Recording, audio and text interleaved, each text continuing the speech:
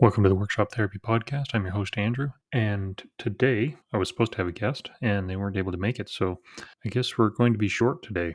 Normally we do a longer episode on Friday, or I try to do a longer episode on Friday, but it's going to be a 5-minute Friday instead of a 5-minute Monday, I suppose. One of the things I've been thinking about recently is searching for joy. You're looking for things that have meaning in your life. And when you're going through struggles and hard times, or it's hard to see the light at the end of the tunnel, I suppose. And so some of the things that we can do to find joy, I suppose, are very personal.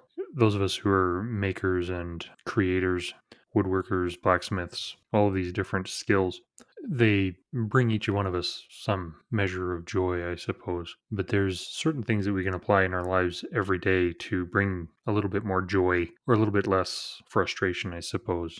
And number one is take some time to do some self-reflection. Take some time to reflect on your values, your interests, things that really matter to you. Taking the time to understand yourself can help you better identify those things that bring joy and happiness in your life. Chances are, if there's something that you are wanting to do and you're seeking opportunities to do it, that's probably going to bring you some joy, particularly if it's something that builds you up, something that helps you learn or helps you grow, because these are things that are part of fundamentally being a human, right?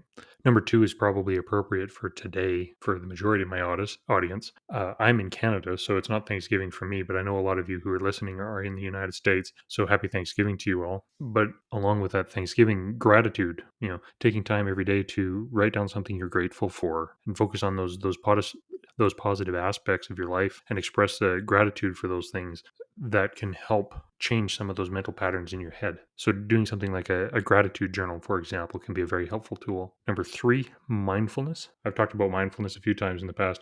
Mindfulness is something where you take a mental step back for a moment and you reflect on what's going on. So you're aware of what's happening around you at the time and you're aware of how that's affecting you. If you're mindful about situations where you're in, you have an opportunity and the ability to assess why something is making you happy or why something is making you sad. And then you can act on that assessment. One of the great things about social media is the ability to make connections with people. And that's number four, connections. Making positive connections with other people can help with that finding joy, because you find that you're not alone in whatever circumstance you're in, whether it's a mental struggle for yourself or a skill that you're trying to develop. Being able to share that with other people in a positive way is very beneficial for your mental health and for your sense of joy. Humans are social creatures. We're a herd animal, I guess, is one way you can look at it. So number five, engaging in activities you love. If you like art, do some art. If you like learning new skills, learn a new skill. If you like woodworking, if you like blacksmithing, if you like riding horses, whatever it is, taking time to enjoy that and doing it somewhat regularly is always a benefit to you. Number six, helping other people. Very, very few people out there don't get some sort of mental boost out of an act of kindness for some other people, whether it's volunteering at a soup kitchen or making something in your shop to give to a charity or participating in one of the many ornament challenges or things like that. A major factor in North America in particular is a healthy lifestyle. Taking care of your physical health. This is number seven, obviously. Taking care of your physical health, doing some regular exercise within your abilities, obviously. A balanced diet, adequate sleep, all of these things factor into your mental health, therefore your mental resiliency, therefore your ability to be joyful or to experience joy in your day-to-day life. One of the things that is a major problem with the North American diet is that it is very poor. There's a reason that it's called the standard American diet or the SAD diet, because it's a little on the it's like carb heavy. If you want to talk about nutrition or anything like that, hit me up. Many of you know that I do have a significant amount of master's level training in nutrition, and if that's something that you guys are interested in learning more about, let me know. I can always talk more about that as well, not just mental health, because I really want this to be more of a holistic thing, not just focused on one topic. But anyway, moving on. Number eight, a positive mindset. So a positive mindset is not just optimism, like blind optimism where you just think to yourself, "Ooh,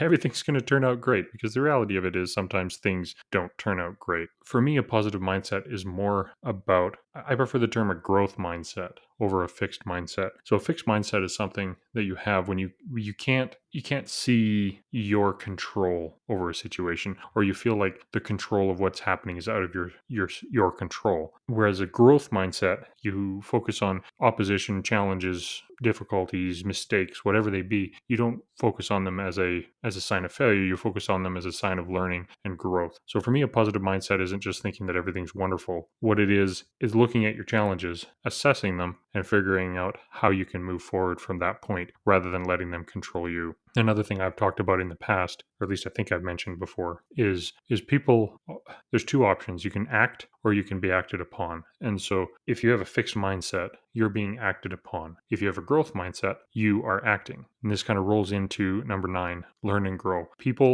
It's well documented that people are learning creative beings. And so learning and creating is a part of our DNA, and learning and growing is a major factor in happiness for people. Think about jobs that you've had, like the flipping the burger type of jobs. Nobody enjoys those. At least nobody that I know enjoys those types of jobs, because there's no growth, there's no learning. It's just repetitive task.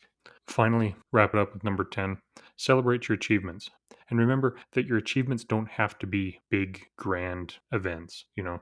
I won the Boston Marathon isn't the only achievement that you can celebrate. Even down to, if you're having a hard day and it's a struggle to get out of bed, then you were successful at getting out of bed when you did. You made it to the end of the day. That's a good thing. That's an achievement that you can celebrate. If you have something else you want to celebrate, completing a job, completing a task in the shop, great. Celebrate those things, because those accomplishments can contribute to a positive sense of self and increased joy. And of course, there's always the trite saying that joy is found in the journey rather than the destination, right? The reality of it is we're all on a one-way journey. We're all on a one-way journey, and the destination, some of us are going to get there sooner than others, but we only have this one chance to enjoy it. So go ahead and enjoy it. Don't waste your time doing things that you don't enjoy and you don't love. Be open to exploring some new experiences and going along with that growth mindset. Don't be concerned if you have to adapt what you're doing and changing up what you're doing to be a little bit more successful. And if you hit a brick wall, turn around, go back to the last fork in the road, start heading down to the next road. Hope this was all helpful. Hope you enjoyed it. Let me know questions, anything like that. Questions at workshoptherapypodcast.com. And remember, I'm making some brass hammers, and one of them will be going to a patron here on Patreon. And thank you to all the patrons. I'll talk at you later.